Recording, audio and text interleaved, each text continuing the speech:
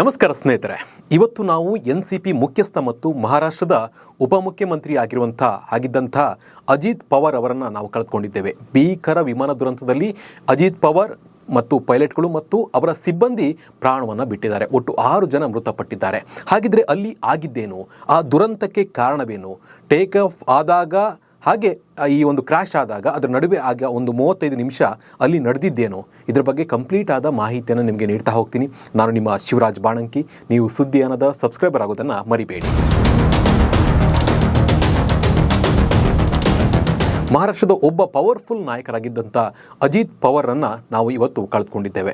ಮಹಾರಾಷ್ಟ್ರದ ಬಾರಾಮತಿಯಲ್ಲಿ ಉಪಮುಖ್ಯಮಂತ್ರಿ ಅಜಿತ್ ಪವಾರ್ ಅವರು ಪ್ರಯಾಣ ಮಾಡ್ತಾ ಇದ್ದಂಥ ವಿಮಾನ ಪತನವಾಗಿದೆ. ಈ ದುರ್ಘಟನೆಯಲ್ಲಿ ಉಪಮುಖ್ಯಮಂತ್ರಿ ಅಜಿತ್ ಪವಾರ್ ಅವರು ಮೃತಪಟ್ಟಿದ್ದಾರೆ. ಅಜಿತ್ ಪವಾರ್, 2 ಪೈಲಟ್ಗಳು, ಒಬ್ಬರು NCP ಮುಖಂಡ ಹಾಗೂ 2 ಈ ಅಜಿತ್ ಪವಾರ್ ಅವರ PA ಸೇರಿ ಒಟ್ಟು 6 ಜನ ಈ ಒಂದು ವಿಮಾನದಲ್ಲಿ ಪ್ರಯಾಣವನ್ನು ಮಾಡ್ತಾ ಇದ್ರು. ಎಲ್ಲರೂ ಕೂಡ ಈ ದುರಂತದಲ್ಲಿ ಮೃತಪಟ್ಟಿದ್ದಾರೆ. ಬಹಳ ಒಂದು ಬೇಸರದ ಸಂಗತಿ ಅಂತಲೇ ಹೇಳ್ಬೋದು. ಇಡೀ ದೇಶ NCPಯ ಪವರ್ಫುಲ್ ನಾಯಕನನ್ನು ಕಳೆದುಕೊಂಡು ದುಃಖದಲ್ಲಿದೆ ಅಂತಲೇ ಹೇಳ್ಬೋದು. ಹಾಗಿದ್ರೆ ಅಲ್ಲಿ ಆಗಿದ್ದೇನು ಅಂತ ನೋಡೋದು ಆದರೆ, ಇವತ್ತು ಬೆಳಗ್ಗೆ 8:10 ಸುಮಾರಿಗೆ ಮುಂಬೈನಿಂದ ಬಾರಾಮತಿಗೆ ಹೊರಟಿದ್ದ ಪವರ್ ಇದ್ದ 45XR ಚಾರ್ಟರ್ಡ್ ವಿಮಾನ ಹೊರಟಿತ್ತು. ಇದು 8:45 ಸುಮಾರಿಗೆ ಇದರಲ್ಲಿ ಒಂದು ತಾಂತ್ರಿಕ ದೋಷ ಕಾಣಿಸುತ್ತೆ. ಕೂಡಲೇ ವಿಮಾನವನ್ನು ತುರ್ತು ಭೂಸ್ಪರ್ಶಕ್ಕೆ ಪ್ರಯತ್ನ ಮಾಡ್ತಾರೆ. ಆದರೆ ಸಮಸ್ಯೆ ಹೆಚ್ಚಾಗ್ತಾನೆ ಹೋಗುತ್ತೆ.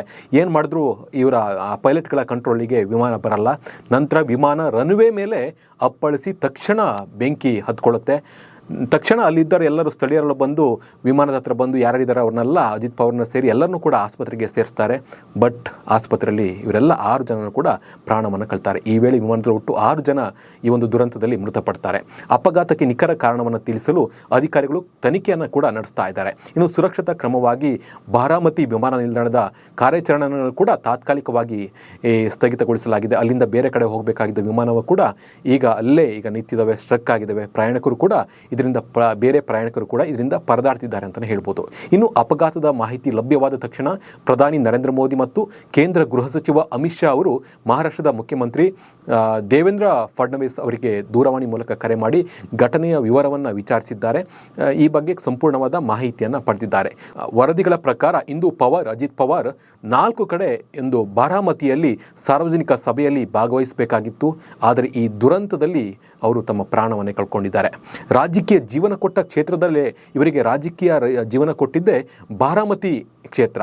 ಅಲ್ಲೇ ಇವರು ಪ್ರಾಣವನ್ನು ಬಿಟ್ಟಿದ್ದಾರೆ ಅಂತ ಹೇಳಿದ್ರೆ ನಿಜಕ್ಕೂ ಒಂದು ಬೇಸರದ ಸಂಗತಿ ಅಂತಲೇ ಹೇಳ್ಬೋದು.